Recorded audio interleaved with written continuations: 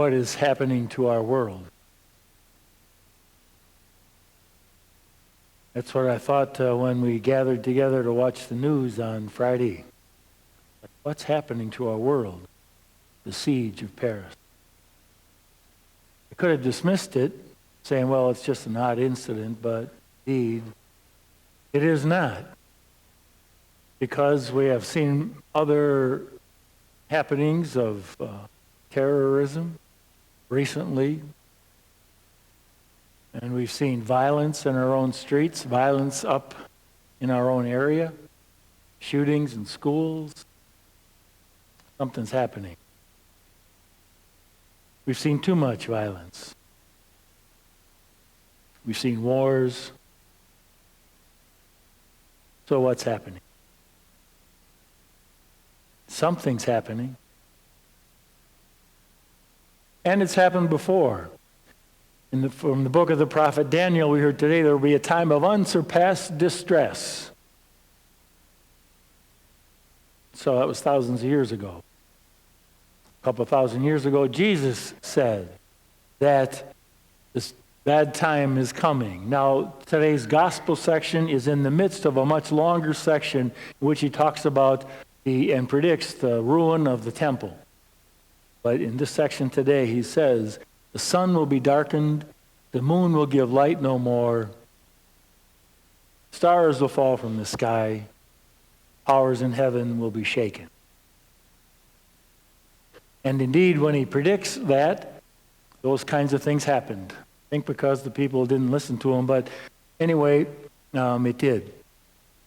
In the destruction of Jerusalem, I'll read just a short description of it.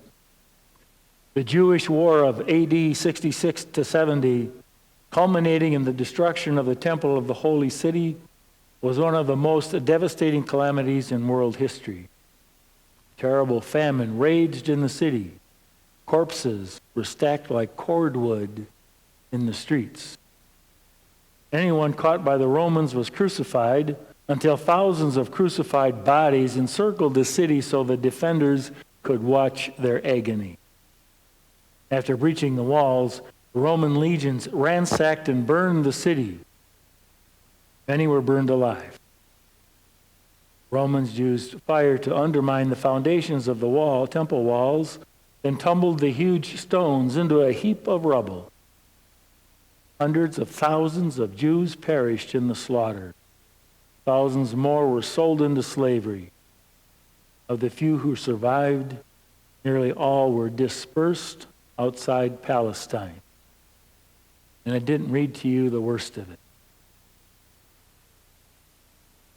Something was happening back then. And it's happened since.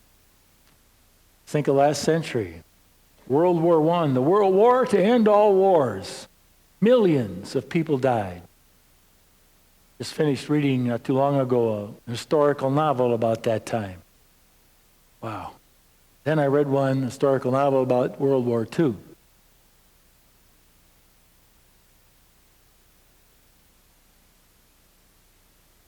Okay, something's happening. What's happening is that there's a change going on, a change of the world order, a change of consciousness, and it's happened throughout history.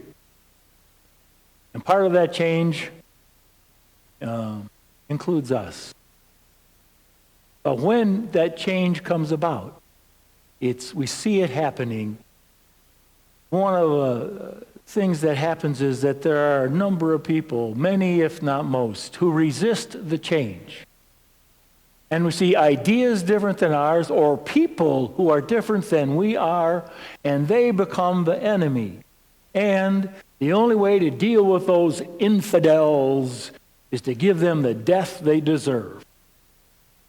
Now, if we think that's only related to ISIS, we're sadly naive.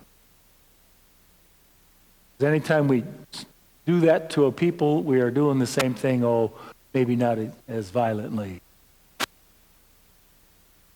And there's a change in the world order which is beginning to say, even through what we're doing, if we have the mind and the heart for it, it's beginning to do these things. One, I think it's beginning to expand our consciousness. to understand that all people in the world are brothers and sisters to us. And perhaps our hearts have been touched this way, that when we see on the news the body of a young toddler being washed up onto the sands of the Mediterranean Sea on the shore, it would take a cold person indeed not to be moved by that. Or to see the refugees flowing into Europe and some of the interviews they've had of those refugees flowing into Europe. And I don't know about you, but it was hard for me sometimes not to wonder how I would feel if I were one of those refugees, and what I would be saying, and what I would want. And if all this change helps us to realize that we are brothers and sisters to each other, then this world has a chance. Because everything we do affects others. Look at the nations. We find out how dependent and interdependent we are on each other economically, politically. And if that consciousness continues, that's a good thing. But even more, what needs to change is the cosmic change that Jesus brings about because of his message. His message is a message of love and forgiveness, of understanding, of compassion, justice, yes, but tempered with mercy. And we can easily resist that change.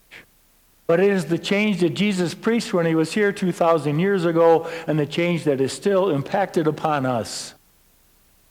For us to finally get the message, sooner or later, that we are to love our enemies and to pray for them, forgive those who hurt us, and to reach out and care for those who are in need. And Pope Francis has been saying some things about that a lot, as other popes have as well. But in his apostolic exhortation, The Joy of the Gospel, I'll just read you a couple things. He says this: "My hope is that we will be moved by the fear of remaining shut up within structures which give us a false sense of security, within rules that make us harsh judges, within habits that make us feel safe.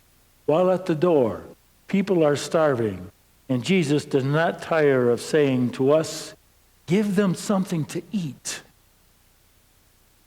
A little bit later, in the section called Some Challenges of the World, of Today's World, he says, "How can it be that it is not a news item when an elderly homeless person dies of exposure, but it is news when the stock market loses 2 points?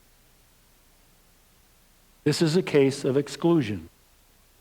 Can we continue to stand by when food is thrown away while people are starving? Today, everything comes under the laws of competition and the survival of the fittest, where the powerful feed upon the powerless. Human beings themselves are considered consumer goods to be used and then discarded. We have created a throwaway culture which is now spreading. And if that makes us feel uncomfortable at all, and if it makes us think, I haven't done much for the starving lately, for the homeless, well, good. Because we need to be uncomfortable, or we are not in line with the message of Jesus Christ. For we are called to live our faith. And something is happening in this world. Things are changing. And how much better will it be if it changes? As it changes, it is guided by the message, the example, the life, and the power that comes to us through Jesus Christ. We are called to live our faith and not to become what we hate. Rather, we are to be guided by the wisdom which comes from God. And as we heard in the prophet Daniel, the wise shall shine brightly, and those who lead many to justice shall be like stars forever.